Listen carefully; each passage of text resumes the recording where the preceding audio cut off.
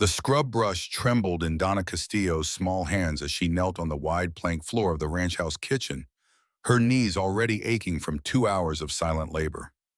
The rough wooden boards stretched endlessly before her, each one bearing the scars of countless boots, spilled coffee, and years of neglect. She dipped the brush into the bucket of soapy water beside her, the sound of bristles against wood, the only noise breaking the oppressive quiet that had become her constant companion. At 17, Donna had learned that silence was both her curse and her salvation. The world had taken her voice before she could remember having one, and now it demanded she scrub away its sins without complaint, without acknowledgement, without even the courtesy of being seen as fully human. The Mercy House for Displaced Children had made that clear when they'd arranged this position for her just 3 days after her 17th birthday. No longer their responsibility, she was now Jonathan Gray's problem, though he seemed determined to pretend she didn't exist at all. She paused in her scrubbing to push a strand of dark hair from her face, leaving a damp streak across her cheek. Through the kitchen window, she could see him working with those horses in the corral, his movements precise and economical, as he guided a young stallion through its paces. Jonathan Gray was a man carved from the same unforgiving stone as the Colorado mountains that surrounded his ranch, all sharp angles and weathered surfaces. At 35, he carried himself with the kind of quiet authority that came from years of surviving alone in harsh country, and his steel gray eyes seemed to look through people rather than at them. The arrangement was simple enough, or so the matron at Mercy House had explained. Donna would clean his house, tend his kitchen, and maintain his household in exchange for room, board, and a small wage. Most importantly, she would do so in complete silence. Mr. Gray, the matron had emphasized with particular firmness, valued his solitude above all else and had specifically requested someone who would not disturb his peace with idle chatter or unnecessary noise, perfect for a girl who couldn't speak even if she wanted to. Donna returned to her scrubbing with renewed vigor, the repetitive motion helping to quiet the storm of thoughts that constantly churned in her mind. She had nowhere else to go, no family to claim her, no friends to offer shelter. The streets of Denver held nothing but danger for a girl like her, and the other positions available through Mercy House had all been filled by girls who could smile and curtsy and answer questions with pretty words. This ranch, isolated and demanding as it was, represented her only chance at something resembling security. The kitchen door creaked open, and she felt rather than saw Jonathan's presence fill the doorway. She kept her head down, focused intently on a particularly stubborn stain, her heart hammering against her ribs. In the 3 weeks since her arrival, their interactions had been limited to his curt nods of acknowledgement when he left money for supplies on the kitchen table, and her careful arrangement of his meals at precise times. He ate in silence. She cleaned in silence. And they both seemed content to maintain the fiction that they were the only person in the house. His boots crossed the freshly scrubbed portion of the floor, and she caught a glimpse of worn leather and muddy spurs. A folded piece of paper dropped beside her bucket, and she looked up to find him already turning away, his broad shoulders blocking out the afternoon light streaming through the window. Before we see how this ends, tell us where you're watching from and hype this video in the comments. Donna waited until his footsteps faded before reaching for the paper. Her fingers, wrinkled from the wash water, unfolded it carefully to reveal a list written in Jonathan's precise handwriting. Supply run to town tomorrow, it read at the top, followed by items like flour, coffee, lamp oil, and winter provisions. At the bottom, in slightly different ink, as if added as an afterthought, were the words, warm coat, boots, size small. She stared at the additions for a long moment, something tight and unfamiliar squeezing in her chest. The coat she'd arrived in was threadbare and too short in the sleeves, more suitable for the mild Colorado autumn than the harsh winter that was already beginning to show its teeth in the early morning frost. Her shoes were little more than cloth slippers, fine for indoor work but useless against the snow that would soon blanket the ranch. He had noticed. Somehow, despite their careful avoidance of each other, Jonathan Gray had observed her inadequate clothing and added provisions to his list. It was a small kindness, perhaps, but it felt monumental to someone who had grown accustomed to being overlooked entirely. The sound of horses' hooves on the hard-packed earth outside drew her attention back to the window. Jonathan was leading the stallion toward the barn, his movements patient and unhurried despite the animal's obvious agitation. She watched him work, noting the way he never raised his voice or made sudden movements, how he seemed to communicate with the horse through subtle shifts in posture and gentle pressure from his hands. It occurred to her that he approached everything in his life with the same quiet competence, including her unexpected presence in his household. He hadn't complained about the arrangement, hadn't sent her back to Mercy House when it became clear she truly could not speak, hadn't made her feel like the burden she knew herself to be. Instead, he had simply adjusted his routines to accommodate her, leaving her space to work and providing what she needed without fanfare or expectation of gratitude. Donna folded the supply list carefully and tucked it into her apron pocket before returning to her work. The afternoon sun was beginning to slant lower through the windows, casting long shadows across the floor and reminding her that she had dinner to prepare. Jonathan ate simply, she had learned, preferring hearty stews and fresh bread to anything fancy, and he always cleaned his plate without comment. She had just finished the last section of kitchen floor when she heard voices approaching from outside. Male voices, unfamiliar, and carrying an edge that made her freeze in place. Through the window, she could see 3 men on horseback approaching the house, their mounts lathered with sweat as if they had ridden hard and fast. The lead rider was a tall man with a cruel mouth and cold eyes, flanked by 2 others who looked like the kind of men who settled disputes with their fists rather than words. Jonathan emerged from the barn, and even from a distance, Donna could see the tension in his shoulders as he recognized his visitors. She pressed herself against the wall beside the window, trying to make herself invisible while still maintaining a view of the scene unfolding in the yard. The lead rider dismounted with practiced ease, his spurs jangling as his boots hit the ground. When he spoke, his voice carried clearly across the yard, and Donna felt ice form in her stomach at the words. "Well, well, Jonathan Gray. Heard you've got yourself some help around here these days. Young girl from that orphanage in town." The man's smile was sharp as a blade. "Name's Jason Richardson, and I've got business with you. Business that might involve that little mouse you've got hiding in your house." Jonathan's response was too quiet for Donna to hear, but his body language spoke volumes. He stood with his feet planted wide, his hands loose at his sides, ready for whatever trouble these men had brought to his door. The other 2 riders remained mounted, their hands resting casually on the butts of their guns, a gesture that managed to be both relaxed and threatening. Richardson laughed, a sound like breaking glass. "Oh, don't look so worried, Gray. I'm not here to cause trouble. Just came to make you an offer. A business proposition, you might say. See, I've been expanding my operations lately, and I could use a place like this. Remote, quiet, perfect for my particular line of work." "My ranch isn't for sale," Jonathan said, his voice carrying clearly now, flat and final. "Everything's for sale for the right price," Richardson replied, his tone remaining conversational even as his eyes hardened. "Question is, are you going to be reasonable about this? Or do I need to get creative with my persuasion?" Donna's hands clenched into fists as she watched the exchange, her heart racing with a fear that had nothing to do with her own safety and everything to do with the man who had shown her the first real kindness she could remember. She had heard whispers about men like Richardson during her time at Mercy House, men who operated outside the law and took what they wanted through intimidation and violence. The kind of men who would see Jonathan's isolated ranch as perfect for whatever illegal enterprises they had in mind. One of the mounted men shifted in his saddle, and sunlight glinted off the metal of his gun. The message was clear enough even without words. Jonathan could sell willingly, or they would take what they wanted by force. "I'll give you some time to think about it," Richardson continued, swinging back into his saddle with fluid grace. "But don't take too long, Gray.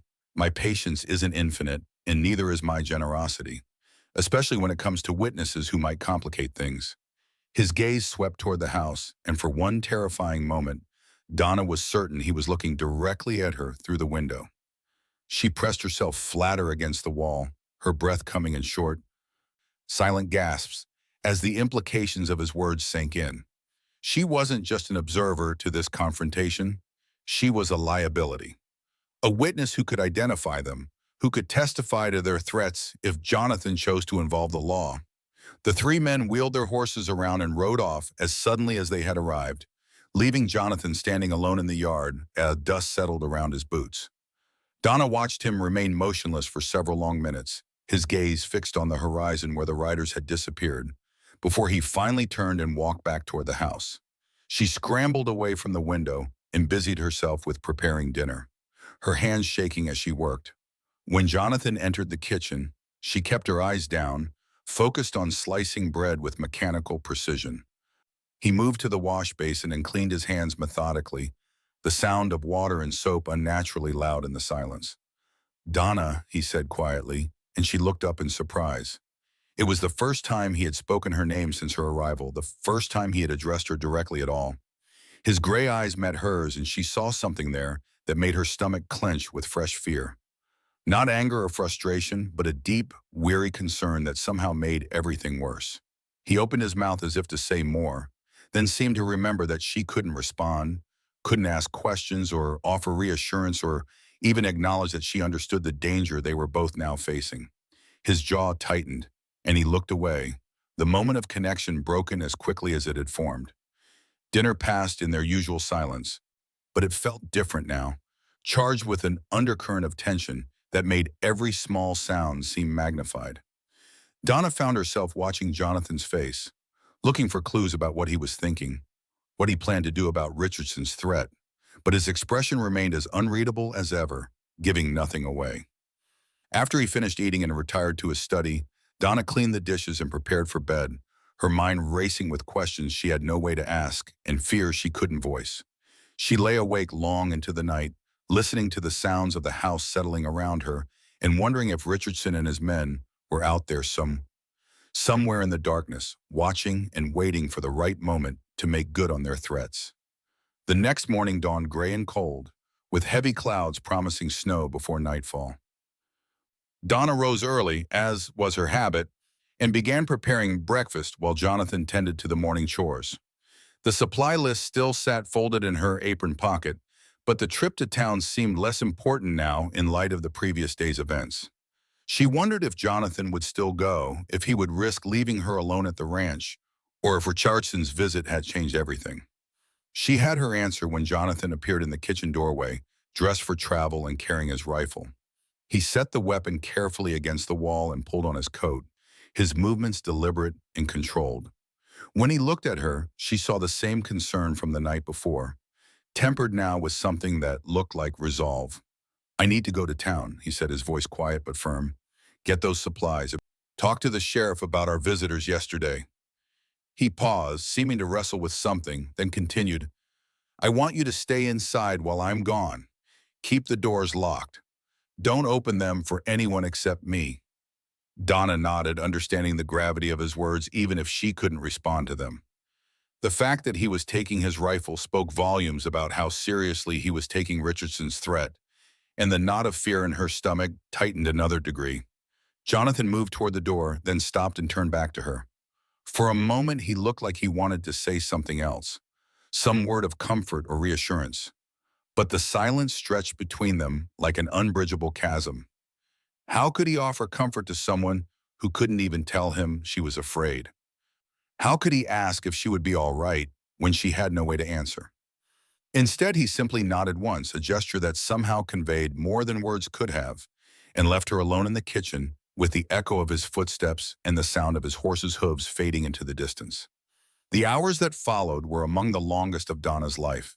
She threw herself into her work with desperate energy, scrubbing floors that were already clean, organizing cupboards that were already tidy, anything to keep her hands busy and her mind from dwelling on the dangers that might be lurking just beyond the horizon. Every sound made her jump. Every creak of the house settling made her heart race, and she found herself checking the locks on the doors obsessively. By midday, the promised snow had begun to fall, fat flakes drifting past the windows and accumulating on the ground with alarming speed. The world outside grew muffled and strange, transformed by the white blanket that obscured familiar landmarks and made everything seem closer and more threatening.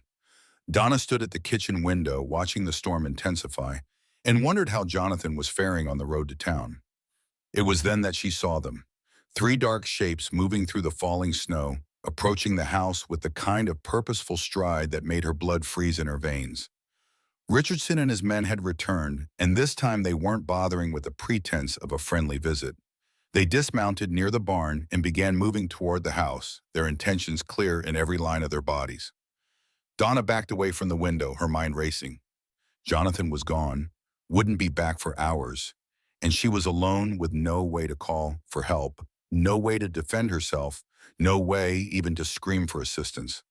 The men outside knew she was here, knew she was helpless, and they were counting on her silence to keep their activities hidden from prying eyes. The sound of boots on the porch steps sent her scrambling toward the back of the house, looking for somewhere to hide, some way to escape. But the ranch house was built for practicality, not concealment, and there were precious few places where a frightened girl could disappear. The sound of someone trying the front door handle made her decision for her, and she ran toward the stairs that led to the second floor, hoping to find a window she could climb through, a way to reach the barn where she might hide until Jonathan returned. She was halfway up the stairs when she heard the sound of splintering wood and knew that Richardson had grown tired of waiting for an invitation. Heavy footsteps entered the house below, accompanied by low voices and the sound of furniture being moved. They were searching for her, and it was only a matter of time before they thought to look upstairs.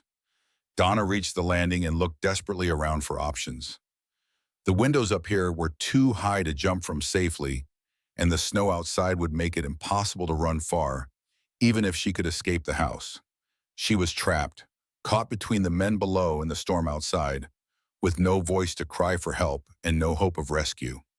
The footsteps on the stairs behind her were steady and unhurried, the sound of men who knew they had cornered their prey and were savoring the moment. Donna pressed herself against the wall at the end of the hallway, her heart hammering so hard she was certain they would be able to hear it. This was how it would end, she realized with crystalline clarity. Alone and afraid, silenced forever by men who saw her as nothing more than an inconvenient witness to their crimes. But as Richardson's shadow fell across the top of the stairs, something unexpected happened. The sound of hoofbeats thundered through the storm outside, approaching fast and hard. Jonathan had returned early, drawn back by some instinct or intuition that had saved her life. She heard Richardson curse viciously, heard him bark orders to his companions, and suddenly the house erupted into chaos. Gunshots rang out, the sharp cracks echoing through the rooms and making Donna press her hands to her ears. Shouts and running footsteps filled the air, and she could hear Jonathan's voice rising above the din, cold and deadly in a way she had never heard before. The man who had quietly tended his horses and left thoughtful notes about winter coats had been transformed into something altogether more dangerous. And Richardson and his men were learning too late that they had underestimated their target. The battle raged for what felt like hours, but was probably only minutes.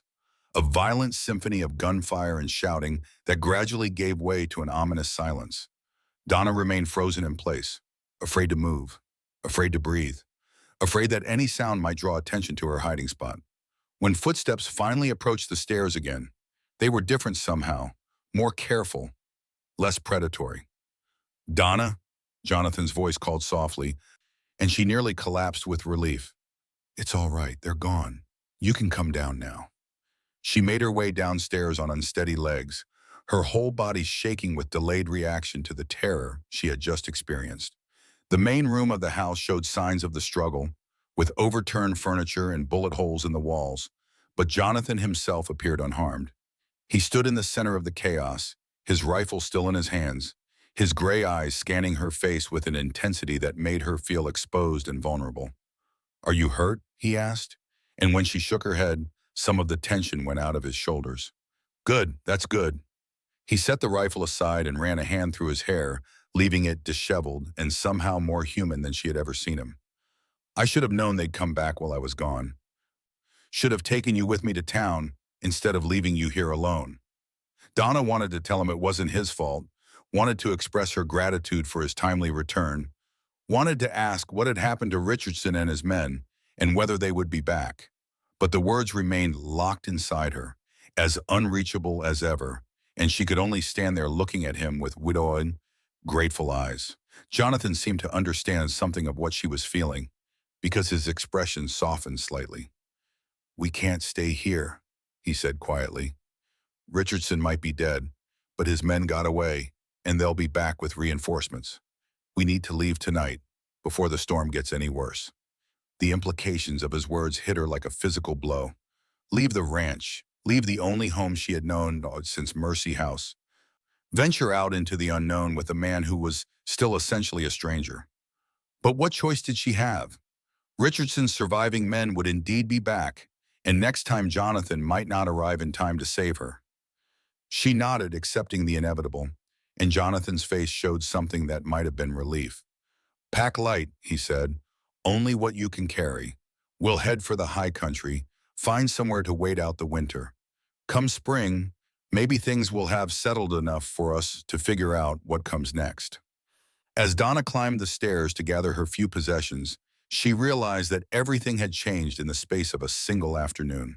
The quiet, predictable routine of her life at the ranch was over, replaced by uncertainty and danger, and the prospect of months spent in the wilderness with a man who remained as much a mystery to her as she was to him. But as she folded her threadbare clothes and tucked them into a small bag, she found herself thinking not about the fear and uncertainty that lay ahead, but about the moment when Jonathan had called her name, when his voice had cut through her terror like a lifeline thrown to a drowning woman. For the first time in her life, someone had come for her, had risked his own safety to protect her, had chosen her welfare over his own convenience. The storm outside was growing stronger, and the journey ahead would be treacherous and uncertain. But as she prepared to leave the only sanctuary she had known, Donna realized that she was not as alone as she had always believed. Whatever dangers awaited them in the mountains, they would face them together, bound by circumstances neither had chosen but both would have to navigate. The sound of Jonathan moving around downstairs, gathering supplies and preparing for their departure, reminded her that time was running short. Richardson's men could return at any moment, and their window of escape was rapidly closing. She shouldered her bag and made her way back downstairs, where Jonathan was loading a pack with food and ammunition. He looked up when she appeared, and for a moment their eyes met across the damaged room. In that instant, something passed between them, an acknowledgement of the bond that had been forged in violence and fear, a recognition that their fates were now inextricably linked. Whatever came next, they would face it as partners rather than strangers, united by necessity and perhaps something deeper that neither was yet ready to name. "Ready?" Jonathan asked, and Donna nodded, though she wasn't sure she would ever truly be ready for what lay ahead. As they stepped out into the swirling snow and mounting darkness, leaving behind the ruins of the life she had briefly known, Donna couldn't help but wonder if this was how all great changes began, with violence and fear and the terrible necessity of choosing between the devil you knew and the unknown dangers of an uncertain future. But as Jonathan helped her onto his spare horse and they rode out into the storm, she found herself thinking that perhaps, for the first time in her life, she had chosen correctly. The ranch house disappeared behind them into the white darkness, and with it, the last remnants of the girl she had been. Whatever emerged from the mountains come spring would be something new, something forged in the crucible of survival and shaped by the strange partnership that had been born in blood and silence. The storm closed around them like a shroud, and they rode on into the unknown, carrying nothing but hope and the fragile trust that had somehow bloomed between two souls who had learned to communicate without words. The mountain cabin materialized through the swirling snow like a ghost from another era, its weathered logs barely visible against the white darkness that had swallowed the world. Donna's fingers had long since lost feeling in the rains, and ice crystals formed on her eyelashes with each labored breath. Behind her, Jonathan's horse snorted and stamped, its breath creating clouds of vapor that dissipated instantly in the bitter wind. They had been riding for 6 hours through terrain that grew increasingly treacherous with each mile, following game trails that Jonathan seemed to navigate by instinct alone. The storm had intensified as they climbed higher into the mountains, transforming from gentle snowfall into a howling blizzard that threatened to erase their tracks as quickly as they made them. More than once, Donna had wondered if they would simply disappear into the white void, becoming another cautionary tale about those foolish enough to challenge the Colorado wilderness in winter. Jonathan dismounted first, his movements stiff from the cold and the long ride. He approached the cabin's door with his rifle ready, though Donna couldn't imagine anyone else being foolish enough to venture this high in such weather. The door opened with a groan of protest, revealing darkness within, and Jonathan disappeared inside for several tense minutes before emerging with a nod of satisfaction. "It's clear," he called over the wind. "Haven't been anyone here for months, maybe years. We'll be safe enough for tonight." Safe. The word felt foreign in Donna's mind as she slid down from her horse, her legs nearly buckling as her feet touched the snow-covered ground.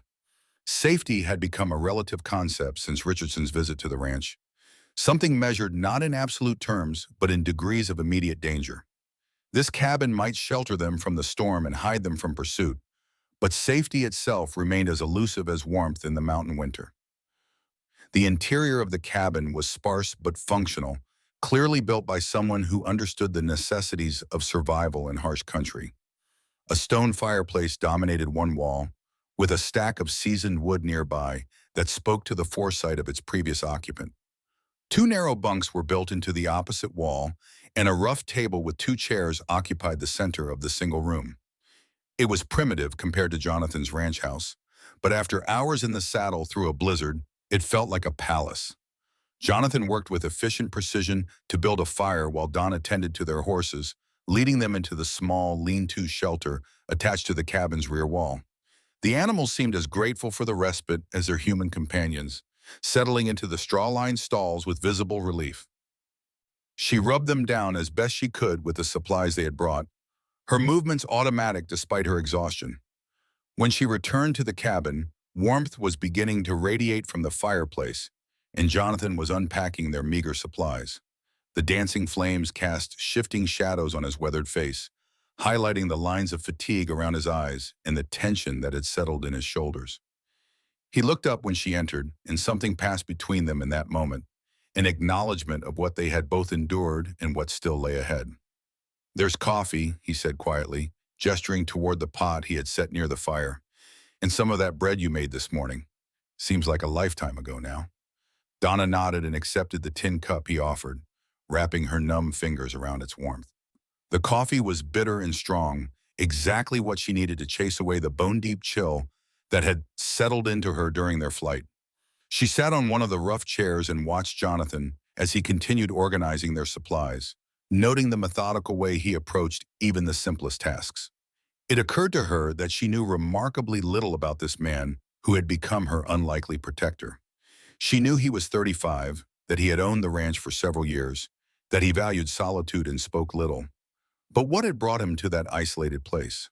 What experiences had carved those lines around his eyes and taught him to move through the world with such quiet wariness? As if sensing her scrutiny, Jonathan looked up from his work. "You're wondering about me," he said, and it wasn't a question.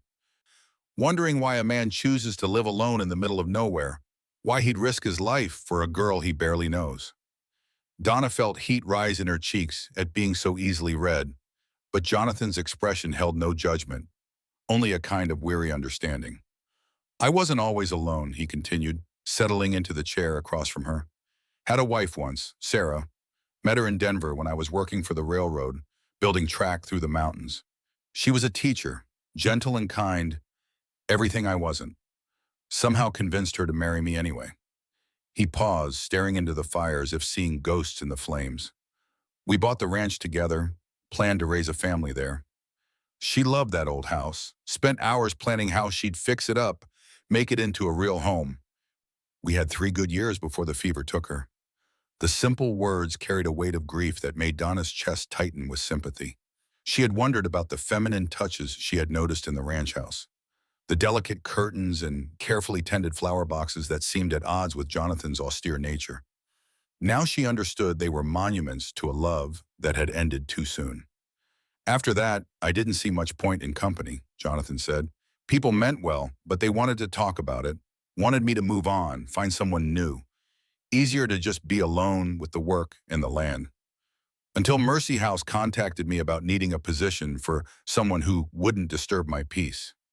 He looked at her then, his gray eyes reflecting the firelight. Funny how life works out sometimes. I thought I wanted silence. But what I really wanted was understanding. Someone who knew what it meant to carry words that couldn't be spoken. Donna felt tears prick her eyes at his words, understanding flooding through her like warmth from the fire. She had spent her life believing her silence was a burden, a defect that made her less than whole.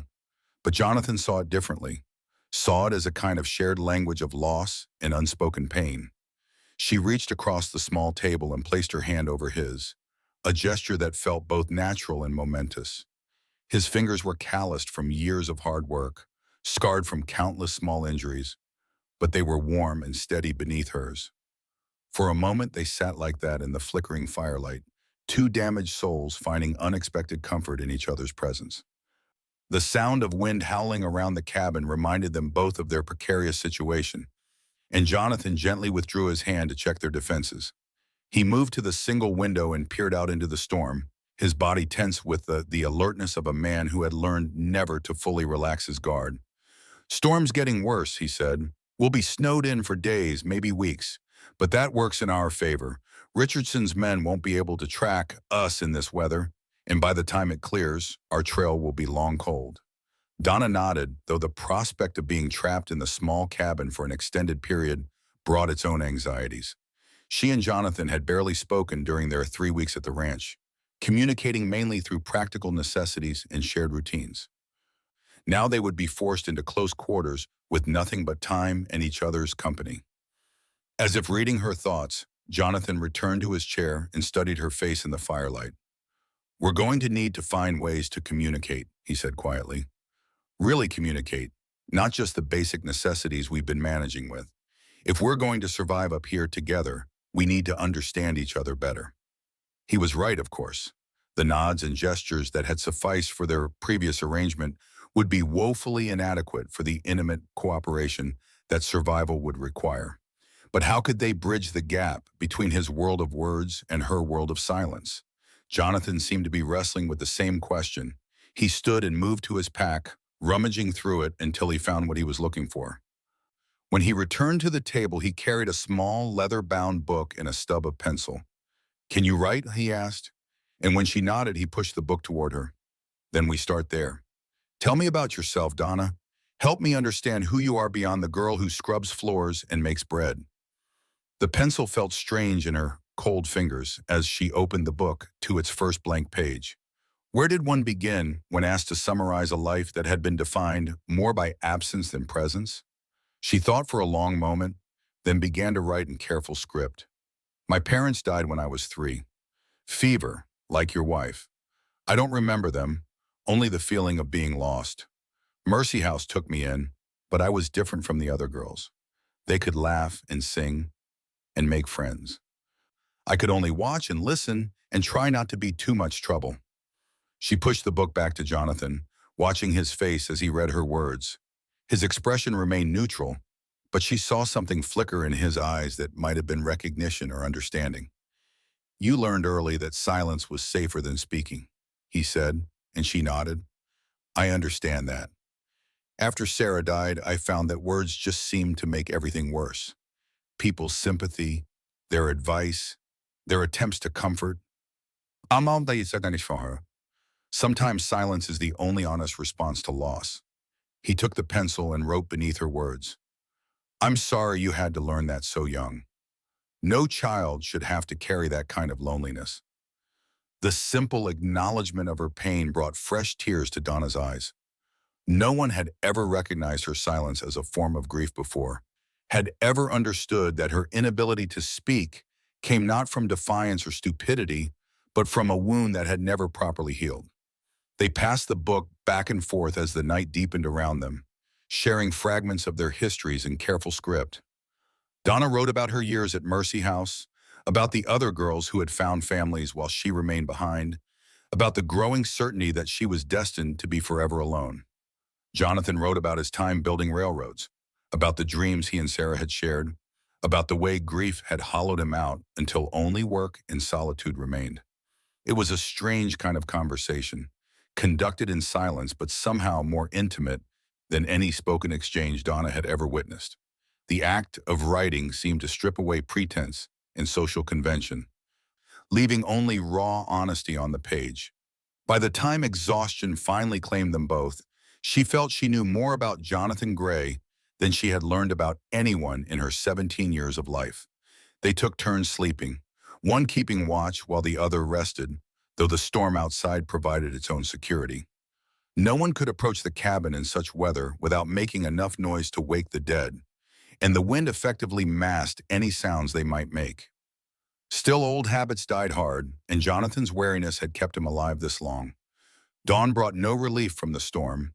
If anything, the wind seemed to have intensified overnight, and snow continued to fall in thick curtains that reduced visibility to mere yards.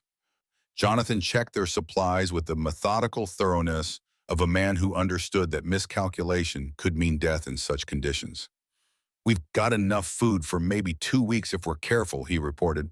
"Coffee will run out sooner, but there's a good spring behind the cabin, so water won't be a problem. Firewood should last if we're conservative with the heat." 2 weeks. Donna tried to imagine spending that long in the small cabin, tried to picture the slow passage of days marked only by the rhythm of survival and the gradual deepening of whatever was growing between them. It should have felt like imprisonment, but instead she found herself oddly looking forward to the enforced intimacy, to the chance to truly know another human being for perhaps the first time in her life. The second day brought a new challenge that neither of them had anticipated. Jonathan woke with a fever, his face flushed and his breathing labored. At first, he tried to dismiss it as simple exhaustion from their harrowing journey, but by midday, it was clear that he was genuinely ill. The same mountain cold that provided their protection from pursuit had also compromised his health, and now Donna found their roles suddenly reversed. She had spent her life being cared for by others, first by the staff at Mercy House, and then, in his quiet way, by Jonathan himself. Now she was the one who needed to provide care, to make decisions, to take responsibility for their mutual survival. The irony was not lost on her that the girl who had been hired to clean floors was now responsible for keeping them both alive. Jonathan tried to maintain his watch duties despite his illness, but his condition worsened throughout the day. By evening, he was shivering uncontrollably despite the fire's warmth, and his fever had climbed high enough to make him delirious. Donna found herself bathing his forehead with cool water from the spring, forcing him to drink when he would have preferred to simply lie still, making the hard decisions about rationing their supplies. It was during one of his lucid moments that evening that Jonathan managed to focus on her face and speak with something approaching his normal clarity. "The book," he whispered, his voice hoarse from fever. "If something happens to me, there's something you need to know. In my pack, there's another book, hidden in the bottom. It belonged to Sarah." Donna wanted to tell him that nothing would happen to him, that she wouldn't let it happen, but she could only nod and squeeze his hand to show she understood.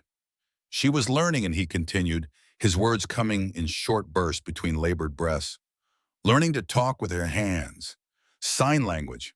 There was a deaf boy in her class, and she wanted to be able to teach him properly. The book has pictures, instructions. I kept it after she died, couldn't bear to throw it away." The implications of his words hit Donna like a physical blow. Sign language, a way to communicate that didn't require voice or sound, that could bridge the gap between her silence and the hearing world. Sarah Gray had been learning it to help a student, and now, years after her death, that knowledge might provide the key to unlocking Donna's own voice. Jonathan's fever spiked again that night, leaving him unconscious for hours at a time. Donna maintained a vigil beside his bunk, monitoring his breathing, adjusting his blankets, feeding the fire to keep the cabin warm. During the long, dark hours, she found herself praying to a God she wasn't sure she believed in, bargaining with forces beyond her understanding for Jonathan's recovery. It was near dawn when she finally retrieved the book from his pack. Her hands shook as she opened it, revealing page after page of carefully drawn illustrations showing hand positions and finger configurations. The text was dense and technical, clearly written for serious students rather than casual observers. But the pictures were clear and detailed enough to follow even without extensive explanation. She began with the alphabet, practicing the finger positions by the light of the dying fire. It was simple enough, A closed fist with the thumb pressed against the side. B required the fingers to be straight and together, the thumb folded across the palm. C curved the fingers and thumb into the shape of the letter itself. By the time Jonathan's fever broke 3 days later, Donna had worked her way through the entire alphabet and had begun learning simple words and phrases. Her fingers were stiff and clumsy at first, unused to the precise movements required, but she persevered with the same determination that had carried her through 17 years of silence. Jonathan's first coherent words upon waking were typical of the man she had come to know. "How long was I out?" he asked, his voice still weak but clear. Instead of reaching for their shared notebook, Donna positioned her hands carefully and signed her response. 3 days. You had fever." Jonathan's eyes widened as he recognized what she was doing, and a slow smile spread across his pale face. "Sarah's book," he said, and it wasn't a question. "You found it." She nodded and signed again. "Thank you for telling me." "Can you teach me?" he asked, struggling to sit up despite his weakness. "I tried to learn it when Sarah was studying, but I was too impatient, too set in my ways. Maybe it's time I tried again." And so began the strangest classroom Donna had ever imagined.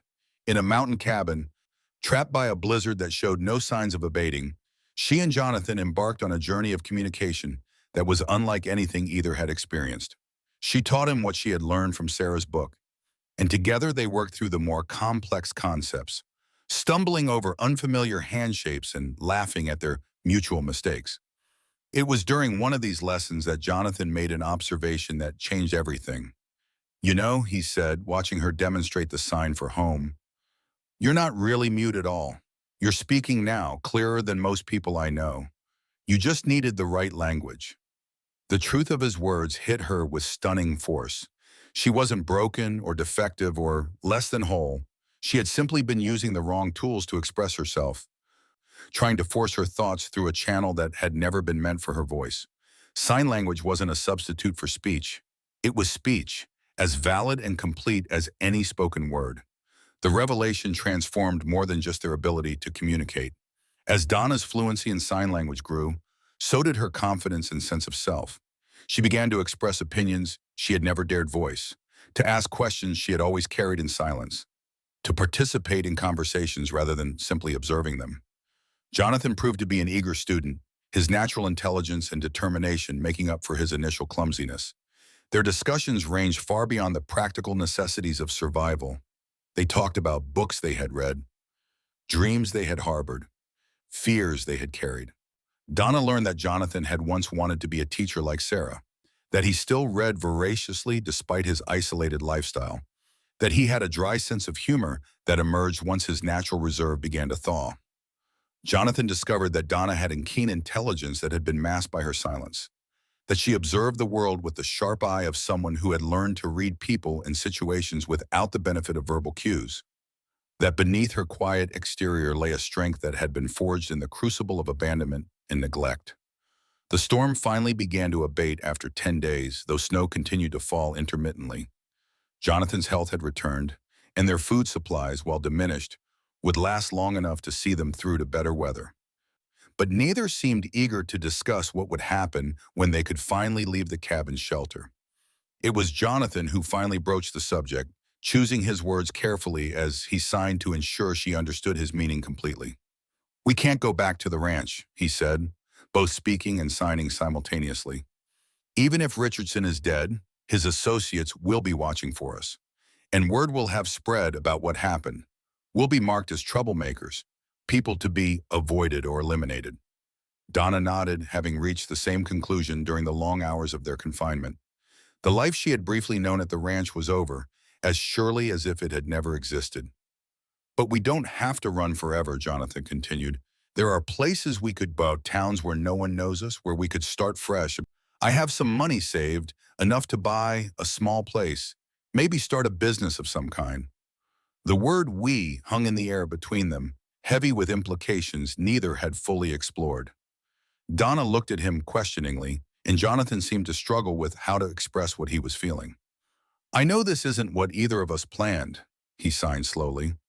"You didn't ask to be hunted by outlaws, and I didn't ask to become responsible for someone else's safety. But what's happened between us these past weeks, the way we've learned to understand each other, it's not something I want to lose.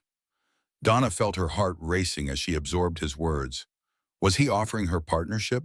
Protection? Something more? She signed her response carefully. What are you saying? Jonathan took a deep breath and met her eyes directly. I'm saying that if you're willing, I'd like us to face whatever comes next together.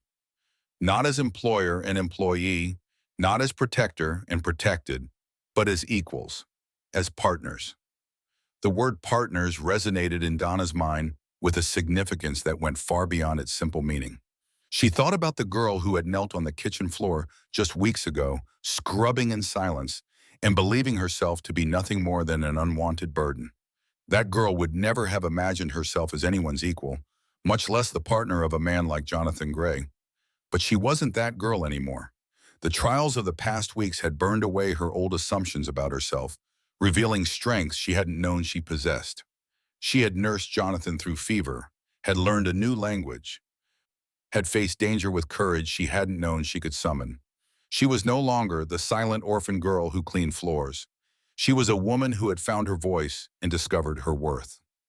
Her response, when it came, was signed with steady hands and an absolute certainty. Yes, partners. The smile that spread across Jonathan's face was like sunrise after the longest night, and when he reached across the small table to take her hands in his, Donna felt something settle into place in her chest, something that felt remarkably like coming home.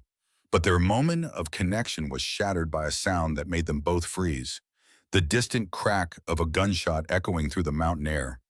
Then another, closer this time, followed by the unmistakable sound of voices calling through the thinning snow. Richardson's men had found them.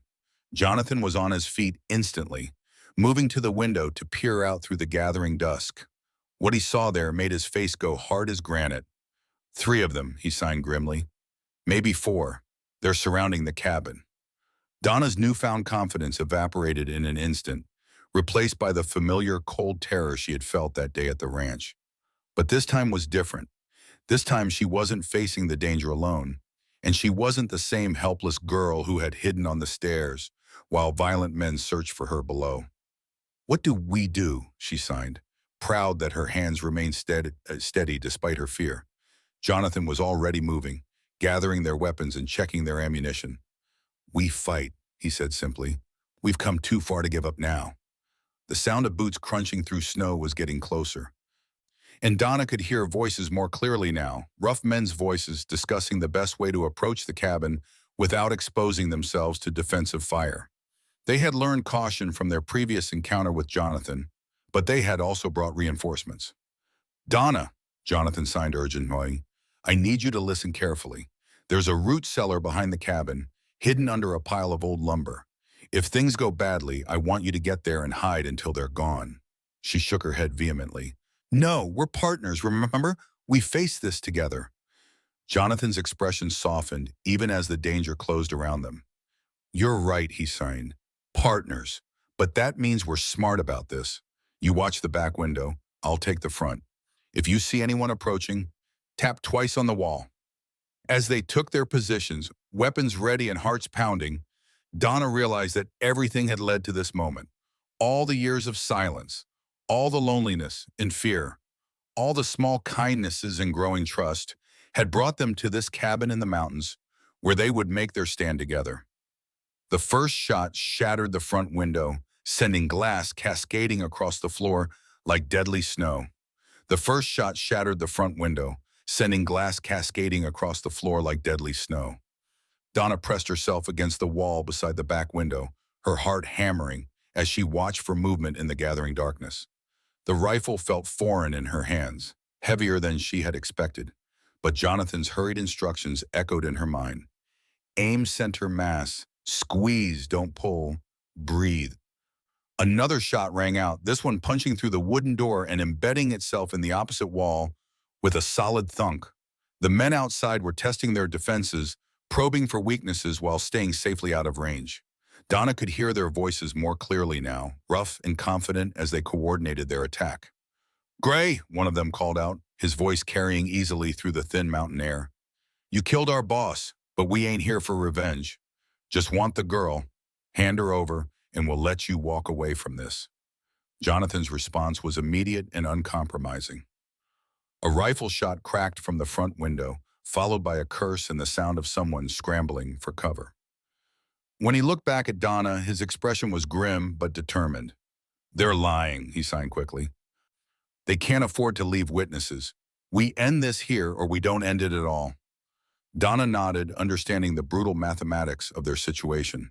Richardson's men had already committed murder in pursuing them, had already crossed lines that couldn't be uncrossed. Mercy was a luxury they couldn't afford to offer, and it wouldn't be offered in return. Movement caught her eye at the back window, a shadow detaching itself from the tree line and moving toward the cabin with practiced stealth. She tapped twice on the wall as Jonathan had instructed, then raised her rifle and tried to steady her breathing.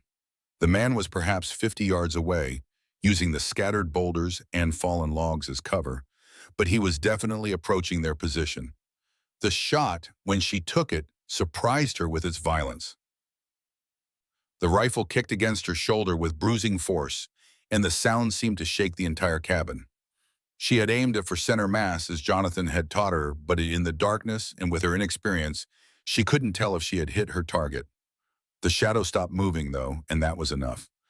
"Good," Jonathan signed without taking his eyes from the front window. "Keep watching. There will be more." The battle that followed was unlike anything Donna could have imagined. It wasn't the dramatic, heroic confrontation she had read about in books, but rather a grinding, terrifying ordeal of waiting and sudden violence. The men outside were professionals, patient and methodical in their approach.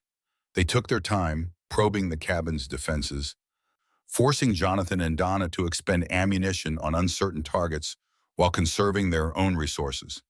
Hours passed in a blur of muzzle flashes and splintering wood. The cabin's walls, sturdy as they were, couldn't withstand the sustained assault.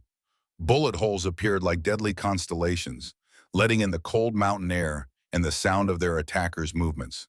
The fire in the hearth died to embers, leaving them in near darkness, save for the occasional flash of gunfire. It was near midnight when Jonathan made his decision. Their ammunition was running low, and the men outside were growing bolder, moving closer to the cabin with each passing hour. Soon they would attempt a direct assault, and in the confines of the small room, superior numbers would tell. "We can't stay here," he signed during a brief lull in the shooting. "They'll rush us before dawn, and we don't have enough bullets left to stop them all." Donna looked around the bullet-riddled cabin that had been their sanctuary, understanding that their brief respite was over. "Where can we go?" Jonathan was already moving, gathering their essential supplies and checking his weapons. "Higher up the mountain, there's an old mining claim about 2 miles from here, with caves we can defend. But we'll have to move fast and quiet. If they hear us leaving—" He didn't need to finish the thought. If Richardson's men detected their escape, they would be caught in the open, vulnerable and outnumbered. But staying meant certain death, while running offered at least a chance of survival. They waited for the next exchange of gunfire to cover their movements, then slipped out through the back of the cabin into the bitter mountain night. The snow had stopped falling, but the temperature had dropped even further, and each breath formed crystalline clouds that might give away their position. Donna followed Jonathan's lead, stepping carefully in his footsteps to minimize their tracks, moving as silently as ghosts through the moonlit wilderness. The first mile was pure terror. Every shadow might conceal an enemy, every sound might herald discovery and death. Donna's muscles ached from the constant tension, and her lungs burned in the thin air, but she forced herself to keep moving. Behind them, the shooting at the cabin continued sporadically as their attackers maintained their siege of an empty building. It wasn't until they heard shouts of anger and the sound of the cabin door being kicked in that they knew their escape had been discovered. The curses that echoed through the night air were creative and profane, but they also carried a note of frustration that gave Donna hope. Richardson's men had lost their quarry, and in the darkness and difficult terrain, tracking would be nearly impossible. Jonathan led her higher into the mountains, following paths that seemed to exist more in his memory than in any visible reality. The old mining claim he had mentioned turned out to be a collection of abandoned buildings clustered around the mouth of a played-out silver mine. Most of the structures had collapsed under the weight of successive winters, but the mine entrance itself remained intact, carved into the solid rock of the mountainside. "This will do," Jonathan signed as they surveyed their new refuge. "The tunnel goes back about 100 yards before it branches. Easy to defend, multiple escape routes if we need them, and the rock will stop any bullets they might send our way." The mine entrance was narrow enough that only one man could enter at a time, creating a natural bottleneck that would negate their enemy's numerical advantage. More importantly, the miners who had worked this claim decades earlier had carved ventilation shafts and secondary exits throughout the tunnel system. If they were discovered, they wouldn't be trapped like animals in a cage. They spent the remaining hours before dawn preparing their defenses and exploring the mine's layout. The main tunnel extended deep into the mountain, with several side passages that had been excavated in search of ore veins. Most were shallow dead ends, but two connected to natural caves that offered both shelter and additional escape routes. As the sun rose over the peaks, painting the snow-covered landscape in shades of gold and pink, Donna found herself thinking about how much her life had changed in such a short time. Just weeks ago, she had been scrubbing floors in silence, believing herself to be nothing more than an unwanted burden on the world. Now she was a fugitive, a fighter, a partner to a man who had shown her that silence didn't mean voicelessness. The sound of voices in the distance interrupted her reflections. Richardson's men had found their trail and were following it up the mountain, their progress marked by the occasional curse as they struggled through the difficult terrain. There were fewer voices now than there had been the night before, and Donna allowed herself to hope that their defense of the cabin had taken a toll on their pursuers. Jonathan positioned himself at the mine entrance, his rifle ready and his expression calm despite the approaching danger. He had shed the last vestiges of the quiet rancher she had first known, revealing the steel beneath his gentle exterior. This was a man who had survived the building of the Transcontinental Railroad, who had carved a life from unforgiving wilderness, who had learned that sometimes violence was the only language that evil men understood. "Stay back in the tunnel," and he signed to Donna. "If they get past me, you know what to do." She nodded, understanding that he was asking her to run if the worst happened, to save herself even if it meant leaving him behind. But as she took her position deeper in the mine, she made a silent promise that she had no intention of keeping. They were partners now, bound by more than circumstance or necessity. If Jonathan Gray was making his last stand in this mountain mine, then Donna Castillo would stand beside him. The first of Richardson's men appeared at the mine entrance just as the morning sun reached its zenith. He was a lean, hard-faced individual with the kind of eyes that had seen too much violence and found it to his liking. Behind him, Donna could see at least two others, though the narrow entrance made it difficult to determine their exact numbers. "Gray," the man called into the darkness of the tunnel, "we know you're in there. Come out peaceful, and we'll make it quick. Keep fighting, and we'll take our time with both of you." Jonathan's response was delivered in the universal language of violence. His rifle cracked once, and the man at the entrance crumpled to the ground, his threats silenced forever. The others scrambled for cover, shouting orders and curses in equal measure. What followed was a siege in miniature, a deadly game of patience and precision played out in the shadows of the mine entrance. Richardson's men tried everything they could think of to dislodge their quarry from the tunnel. They attempted to rush the entrance, only to be driven back by accurate rifle fire from the darkness within. They tried to smoke them out by building fires at the mouth of the mine, but the ventilation shafts Jonathan had discovered provided fresh air from deeper in the mountain. As the hours passed, Donna began to realize that they had achieved something like a stalemate.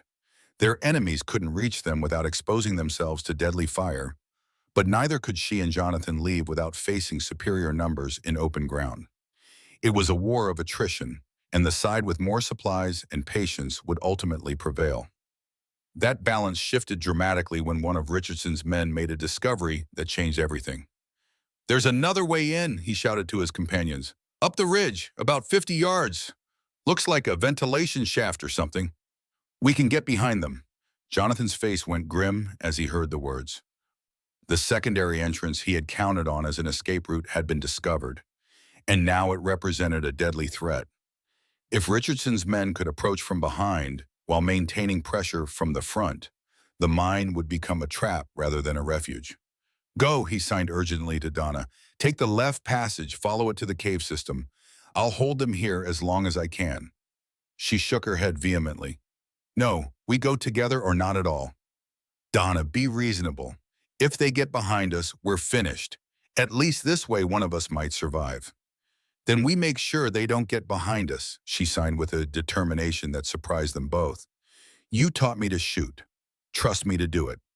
Jonathan studied her face in the dim light filtering into the mine, seeing something there that made him nod slowly. The left passage leads to a natural chamber about 30 yards back. There's a crack in the rock that overlooks the ventilation shaft. If someone comes down that way, I'll be waiting, Donna signed, then surprised him by leaning forward and pressing a quick kiss to his cheek. It was the first time she had ever initiated such contact with another human being, and the gesture carried more weight than any words could have conveyed. She made her way through the darkness to the chamber Jonathan had described, feeling her way along the rough stone walls and trying not to think about what would happen if she failed in her task. The crack in the rock was exactly where he had said it would be, a narrow fissure that provided a clear view of the ventilation shaft and the mountainside beyond. The wait that followed seemed to stretch into eternity. Donna could hear the sounds of the ongoing battle at the main entrance, the crack of rifle fire, and the occasional shout of anger or pain.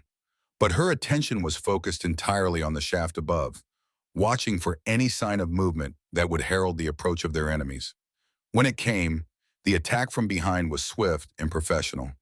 A rope dropped down the ventilation shaft, followed by a man who rappelled into the tunnel with practiced ease. He was armed with a pistol and a knife, clearly expecting close-quarters fighting in the confines of the mine. What he wasn't expecting was the rifle shot that took him in the chest before his feet touched the ground. Donna's hands shook as she worked the bolt action, chambering another round and trying to steady her aim. The man on the rope was still moving, wounded but not dead, and she could hear others above preparing to follow him down. She fired again, and this time her target went still. The rope was pulled up quickly, accompanied by curses and heated discussion from above.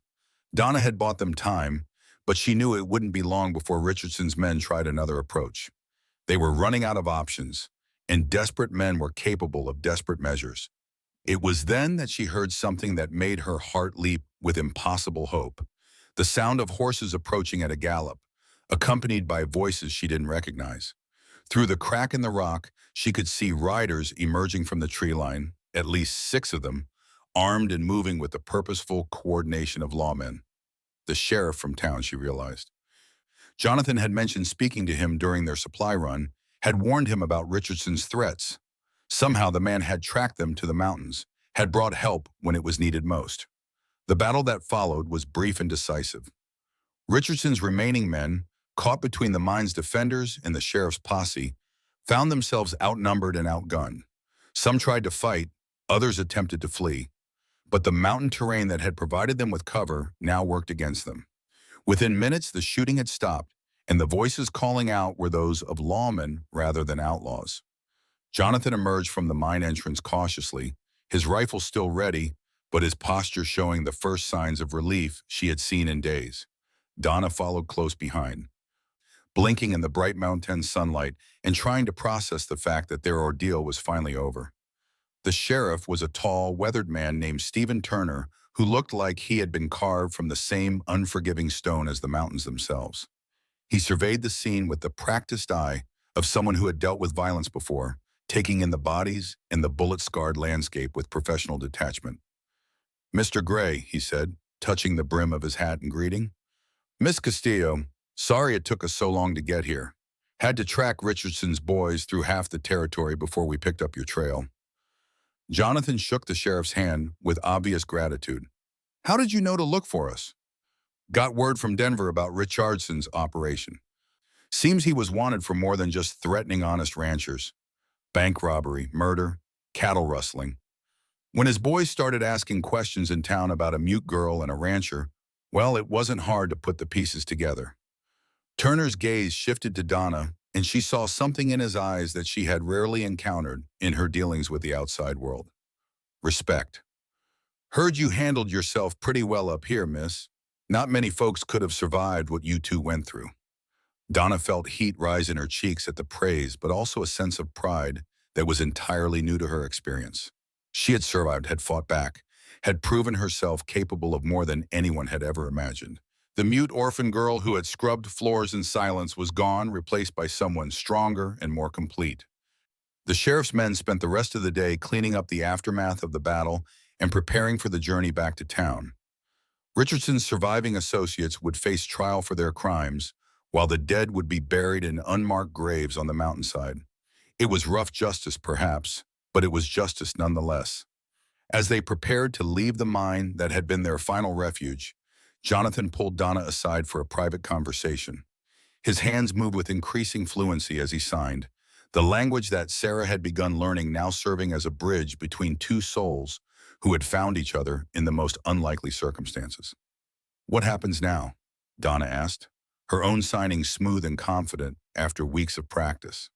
Jonathan was quiet for a long moment, his gray eyes reflecting the afternoon sunlight filtering through the mountain peaks. "I've been thinking about that," he finally replied. "The ranch is probably burned out by now, and even if it isn't, too many people know about it. We'll need to start over somewhere new." "We," she signed, wanting to be certain as she understood his meaning.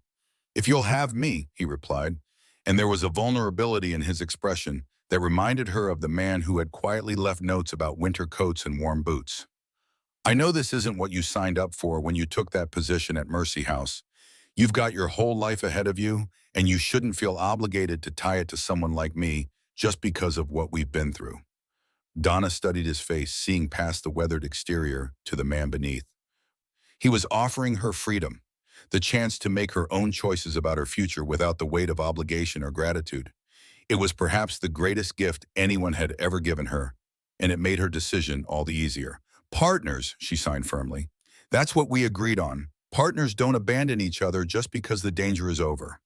The smile that spread across Jonathan's face was like sunrise after the longest night, and when he reached out to take her hands in his, she didn't pull away.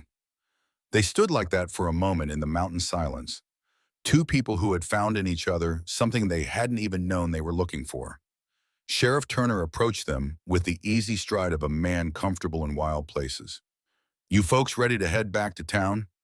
Got a judge waiting to hear your testimony about Richardson's operation, and there'll be paperwork to sort through. But after that," he shrugged, "after that, you're free to go wherever you please." The journey down the mountain was a revelation for Donna. For the first time in her life, she was traveling not as a burden or an obligation, but as someone who had earned her place through courage and determination. The sheriff's men treated her with the same respect they showed Jonathan, including her in their conversations and asking her opinion on matters of trail and weather. It helped that Jonathan translated her signing for those who couldn't understand it, but more than that, his obvious regard for her opinion elevated her in the eyes of others.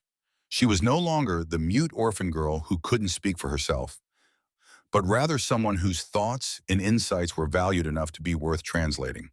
The town, when they finally reached it, was buzzing with news of Richardson's downfall and the dramatic chase through the mountains. Donna found herself the subject of curious stares and whispered conversations, but for the first time, the attention didn't make her want to disappear. She walked beside Jonathan with her head held high, signing her responses to questions and watching as he translated them for others. The legal proceedings took several days to complete, during which time they stayed at the town's modest hotel. It was during these quiet evenings that Donna and Jonathan began to plan their future in earnest, discussing possibilities and dreams with the freedom of people who had survived the worst that life could throw at them. "I've been thinking about California," Jonathan signed one evening as they sat in the hotel's small parlor. "There are communities there that are more accepting of differences, places where a woman who speaks with her hands wouldn't be seen as strange or defective." "And what would we do there?" Donna asked, intrigued by the possibilities he was suggesting. "I've got enough money saved to buy a small farm, maybe near the coast where the climate is gentler. We could raise horses, grow crops, build something together." He paused, seeming to gather courage for his next words. "And there are schools there, schools for people like you, places where you could learn more than just basic communication, where you could develop skills that would let you help others who face the same challenges." The idea of becoming a teacher of helping other silent souls find their voices, appealed to Donna in ways she hadn't expected. She had spent her life being helped by others, had always seen herself as a recipient rather than a giver. But the experiences of the past weeks had shown her that she had strength to offer, wisdom earned through suffering that could benefit those who came after her. On their last night in town, as they prepared for the journey west that would begin their new life together, Donna made a decision that surprised even herself. She asked Jonathan to take her to Mercy House, to see the place that had shaped so much of her early life, and to speak with the woman who had arranged her placement at the ranch. The matron, Gloria Phillips, was a stern-faced woman in her 60s who had dedicated her life to caring for unwanted children. She received them in her office with the same brisk efficiency Donna remembered, though there was something different in her manner, a subtle shift that spoke to the stories that had reached even this remote institution. "Miss Castillo," she said, and Donna was struck by the fact that it was the first time the woman had ever used her surname. "I must say you look quite different than when you left us. More substantial, somehow." Jonathan translated as Donna signed her response. "I've learned that silence doesn't mean powerlessness, and that being different doesn't mean being less than whole." The matron's eyebrows rose slightly at the fluency of the communication between them. "I see you found ways to make yourself understood. That's commendable. Though I must admit, when I arranged your placement with Mr. Gray, I never imagined it would lead to such dramatic circumstances." "Life rarely unfolds as we expect," Jonathan said, adding his own thoughts to the conversation. "But sometimes the unexpected turns out to be exactly what we needed, even if we didn't know it at the time." Donna looked around the office where she had sat so many times as a child, waiting to learn whether this family or that one might be willing to take her in. The room seemed smaller now, less intimidating, as if her own growth had somehow diminished its power over her. She signed her thoughts, and Jonathan translated them faithfully. "She wants you to know that she's grateful for the placement, even though it led to danger. She says that sometimes we have to face the worst of life to discover the best of ourselves." The matron was quiet for a long moment, studying Donna's face with eyes that had seen hundreds of children pass through her care. "You know," she said finally, "we have other children here who face similar challenges. Children who struggle to communicate, who feel isolated and different. If you ever find yourself in a position to help them, to show them that their differences don't define their limitations." Donna's response was immediate and emphatic. "Yes, I would like that very much." They left Mercy House with plans already forming for how they might contribute to the lives of children who faced the same challenges Donna had overcome. It wouldn't be immediate. They needed time to establish themselves in their new life, to build the stability that would allow them to help others. But the seed had been planted, and Donna felt a sense of purpose that went beyond her own happiness. The stagecoach that would take them to the railroad depot was waiting outside the hotel when they returned, their few possessions already loaded and ready for the journey. As they climbed aboard, Donna caught sight of their reflection in the window and was struck by how different they looked from the people who had fled the ranch just weeks earlier. Jonathan still carried himself with the same quiet competence, but there was something lighter in his expression, as if a burden he had carried for years had finally been lifted. And she herself, she looked like someone who belonged in the world, someone who had found her place and her voice and was ready to use both in service of something larger than herself. The journey west took them through landscapes that changed with each passing mile, from the harsh beauty of the Colorado mountains to the rolling plains of Kansas and beyond. They traveled as husband and wife, a fiction that protected them from unwanted questions and allowed them to share accommodations without scandal. But as the miles passed, Donna began to realize that the fiction felt increasingly like truth. It wasn't just the practical partnership they had forged in crisis, though that remained strong. It was something deeper, a connection that had grown from shared danger into genuine affection and respect. They complemented each other in ways that went beyond their different methods of communication, each bringing strengths that balanced the other's weaknesses. Jonathan's steady competence provided the foundation for her growing confidence, while her fresh perspective and hard-won wisdom helped him see possibilities he might have overlooked. Together, they were more than the sum of their parts, a partnership that had been forged in fire and tempered by trust. The farm they eventually purchased was everything Jonathan had promised and more. Located in a valley north of San Francisco, it offered fertile soil, gentle climate, and a community that was refreshingly accepting of differences. The previous owner had been a German immigrant who spoke limited English, and the neighbors were accustomed to finding creative ways to communicate across language barriers.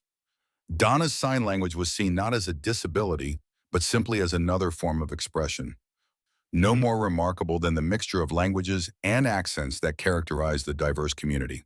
For the first time in her life, she felt truly accepted for who she was rather than pitied for what she lacked. They began modestly with a few horses and a small garden, but their plans were ambitious. Jonathan's experience with ranching and Donna's keen eye for detail made them effective partners in building their new life. More importantly, they began reaching out to families in the area who had children with communication challenges, offering support and practical assistance based on their own hard-won knowledge. It was during one of these visits to a family whose young son had been born deaf that Donna made a discovery that would shape the next phase of her life. The boy, barely 6 years old, had been isolated not by his deafness, but by his family's inability to communicate with him effectively. When Donna began teaching him sign language, his transformation was immediate and dramatic. Within weeks, he had gone from a frustrated, often angry child to one who could express his thoughts and feelings clearly. His parents wept with joy as they watched their son communicate for the first time, and Donna felt a sense of fulfillment that surpassed anything she had ever experienced. Word of her success spread quickly through the community, and soon she was working with other families, other children who had been written off as unreachable or unintelligent simply because they couldn't communicate in conventional ways. Each success reinforced her growing conviction that this was her true calling, the purpose for which all her earlier suffering had been preparation. 2 years after their arrival in California, Jonathan surprised her with a proposal that was both romantic and practical in equal measure. They were sitting on the porch of their farmhouse, watching the sunset paint the valley in shades of gold and crimson, when he turned to her with an expression of nervous determination. "I know we've been living as husband and wife," he signed, his hands moving with the fluency that had become second nature to both of them. "But I'd like to make it official, if you're willing. Not because of convention or convenience, but because I love you, because I can't imagine my life without you in it." Donna felt tears prick her eyes as she absorbed his words. Love was something she had read about, but never expected to experience herself. A gift she had assumed was reserved for people who were whole and normal and capable of giving voice to their feelings. But Jonathan saw her not as damaged or defective, but as complete and worthy of love exactly as she was. Her response when it came was signed with hands that trembled only slightly. "Yes, yes, of course. I love you too, more than I ever thought possible." They were married the following spring in a simple ceremony attended by their neighbors and the families they had helped. The minister, a progressive man who had learned basic sign language specifically for the occasion, conducted the service in both spoken words and gestures, ensuring that Donna could participate fully in her own wedding. As she stood beside Jonathan and promised to love and honor him for the rest of her life, Donna reflected on the journey that had brought them to this moment. The frightened girl who had scrubbed floors in silence seemed like someone from another lifetime, a person she could barely remember being. In her place stood a woman who had found her voice, her purpose, and her place in the world. She was a teacher now, officially certified by the state after completing her studies at a school for the deaf in San Francisco. She was a wife, a partner, a member of a community that valued her contributions. Most importantly, she was herself, complete and whole and worthy of love. Their wedding night was spent not in passionate romance, but in quiet conversation about their dreams for the future. They talked about the school they hoped to establish, a place where children like the ones they worked with could receive proper education and support. They discussed the children they might have themselves someday, and how they would ensure that any child born to them would grow up understanding that differences were to be celebrated rather than hidden. The school became reality sooner than they had dared hope. A wealthy benefactor, whose own daughter had been helped by Donna's teaching, provided the funding for a proper building and equipment. The California School for Communication Arts opened its doors 3 years after Donna's arrival in the state, with her serving as its first director and Jonathan as its administrator. Students came from across the West, children who had been labeled as slow or difficult or impossible to teach. Under Donna's patient guidance and innovative methods, they flourished, discovering not only how to communicate, but how to see their differences as strengths rather than limitations. The success of the school brought attention from educators and reformers across the country, and Donna found herself corresponding with like-minded individuals who were working to change attitudes toward people with disabilities. She wrote articles for educational journals, always with Jonathan's help in translating her sign language into written English, sharing her methods and philosophy with a growing community of advocates. But perhaps her greatest triumph came on a warm afternoon in late spring when a familiar face appeared at the school's front door. Gloria Phillips, the matron from Mercy House, had traveled all the way from Colorado to see what had become of the silent girl she had once struggled to place. The woman who greeted her was barely recognizable as the same person. Donna moved with confidence and purpose through the school's halls, pausing to communicate with students and teachers alike, her hands dancing through complex conversations with the fluency of a native speaker. She was respected, successful, and most visibly of all, happy. "I owe you an apology," Mrs. Phillips said through Jonathan's translation as they toured the school's facilities. "I thought I was doing you a kindness when I found you that position with Mr. Gray, but I see now that I was thinking too small. You were never meant to be someone's servant or charity case. You were meant for this." Donna's response was gracious and forgiving. "You gave me exactly what I needed, even if neither of us understood it at the time. That placement led me to Jonathan, and together we found our way to this. Sometimes the greatest gifts come disguised as ordinary arrangements." As the years passed, Donna and Jonathan's partnership deepened and evolved. They never had children of their own, but the students who passed through their school became their family. Each success a source of joy that rivaled any biological parent's pride. They watched young people who had been written off as hopeless go on to become teachers, craftsmen, business owners, and parents themselves. The school grew and prospered, spawning similar institutions across the country as Donna's methods and philosophy spread. She became a recognized expert in her field, consulted by government officials and university researchers who sought to understand how best to serve people with communication differences. But she never forgot her roots, never lost sight of the fact that her greatest qualification was not her formal education, but her lived experience of silence and isolation. She remained connected to that frightened girl who had once knelt on a kitchen floor, scrubbing away her pain in the only way she knew how.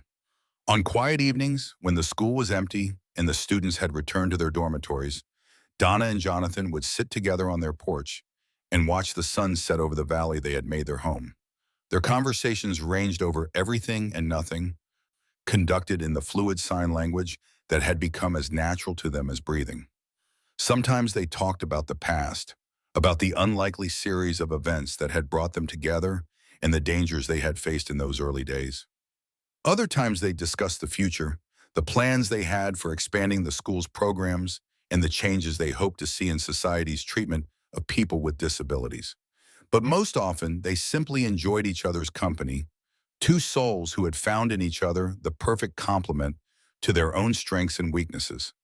They had learned that love wasn't about speaking the same language, but about being willing to learn each other's, about seeing differences as opportunities for growth rather than barriers to overcome. As Donna entered her 40th year, she received an invitation that brought her full circle to her origins.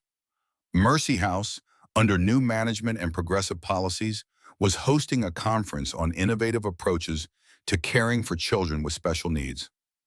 They wanted her to be the keynote speaker, to share her story and her methods with an audience of caregivers and educators from across the region. Standing before the assembled crowd in the same building where she had once waited in silent hope for someone to want her, Donna felt the weight of her journey in every gesture she made. Jonathan stood beside her, translating her signs into spoken words. But the real communication happened through her presence itself, through the visible proof that a child once written off as unreachable could grow into someone who reached others. I was 7 years old when I first walked through these doors. She began, her hands moving with practiced eloquence. I was frightened, alone, and convinced that my silence made me less than human. The staff here did their best to care for me, but they saw my inability to speak as a limitation to be managed, rather than a difference to be understood. She paused, looking out over the audience of social workers, teachers, and administrators who had gathered to hear her speak. I'm not here to criticize the past or to pretend that caring for children with disabilities is easy. I'm here to suggest that maybe we've been asking the wrong questions. Instead of asking how we can make different children fit into our normal world, perhaps we should be asking how we can expand our definition of normal to include all the beautiful ways that human beings can communicate and connect. The speech that followed was both personal testimony and professional presentation, weaving together her own story with the lessons she had learned from decades of teaching.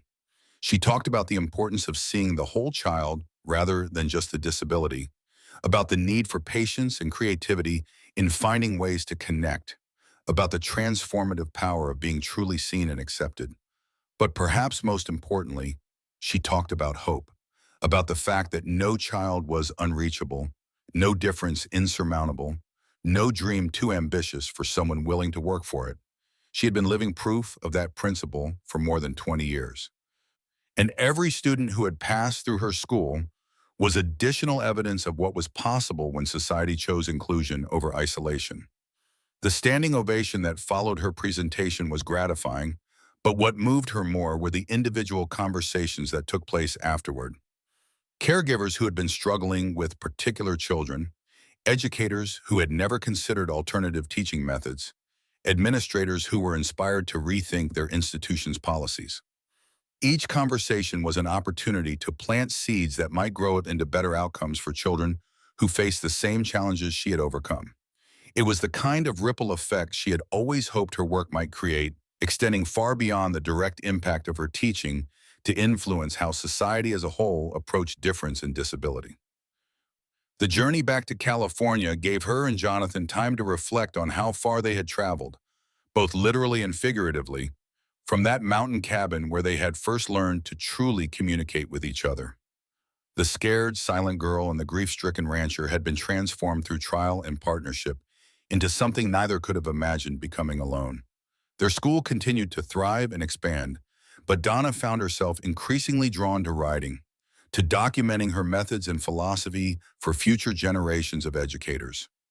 With Jonathan's help, she began work on a comprehensive manual that would become the standard text for teaching sign language and working with deaf and mute students. The book, when it was finally published, was dedicated to two people: Sarah Gray, whose interrupted studies had provided the foundation for everything that followed, and Gloria Phillips, whose practical arrangement had set in motion a chain of events that changed multiple lives. It was a recognition that every life was connected to countless others, that individual success was always built on the contributions of those who came before. As she aged, Donna took increasing pleasure in watching her former students establish their own families and careers, in seeing the next generation grow up in a world that was slowly becoming more accepting of difference. The battles she had fought to prove that sign language was a legitimate form of communication were being won by younger advocates who built on the foundation she had helped establish. But perhaps her greatest satisfaction came from the quiet moments with Jonathan, the man who had learned sign language not out of obligation but out of love, who had seen her potential when she couldn't see it herself. Their partnership had evolved from necessity to choice to deeper, abiding love that had weathered every challenge life had thrown at them. On their 20th wedding anniversary, as they sat once again on their porch watching the sunset paint the valley in familiar colors, Jonathan surprised her with a gift that brought tears to her eyes. It was a small wooden sign carved with careful precision and painted in elegant script: the Castillo Gray School for Communication Arts. Below it, in smaller letters, was their motto: "Every voice matters." "I thought it was time the school officially recognized its founder," he signed, his own hands showing the slight tremor of age but losing none of their expressiveness. "You've spent so many years helping others find their voices. It's time the world knew whose vision made it all possible. Donna traced the carved letters with her fingertips, feeling the smooth wood that represented so much more than a simple name change. It was recognition, validation, and most of all, it was love made tangible. The mute orphan girl, who had once believed herself to be worthless, now had her name on a building that had changed hundreds of lives. Her response was signed with hands that shook slightly, whether from emotion or the passage of years. Neither of them could say, "Our vision, our school, our life together. I could never have done any of this without you." As the stars emerged in the darkening sky above their valley, Donna Castillo Gray reflected on the journey that had brought her from silence to voice, from isolation to connection, from despair to hope. She had learned that communication was about far more than words, that love could transcend any barrier, and that every person had something valuable to offer the world if given the chance to do so. The frightened girl who had once scrubbed floors in desperate silence was gone, replaced by a woman who had found her voice and used it to help others find theirs. It was a transformation that had begun with a simple arrangement between an orphanage and a lonely rancher, but it had grown into something that neither institution nor individual could have imagined. In the end, she had discovered that being different wasn't a curse to be hidden, but a gift to be shared. That silence could be its own form of eloquence, and that the most profound conversations often took place without a single word being spoken aloud. She had found her voice not by learning to speak, but by learning that she had always had something worth saying. The sound of Jonathan's breathing beside her, steady and peaceful in the mountain air, reminded her that she was no longer alone, had not been alone for more than 2 decades. They had faced danger together, built a life together, and created something that would outlast them both. In finding each other, they had found themselves, and in helping others communicate, they had discovered the deepest form of human connection. As sleep claimed her that night, Donna's last conscious thought was of gratitude for the unlikely journey that had brought her to this moment, this place, this life that exceeded every dream she had dared to dream in those long ago days when silence was all she knew.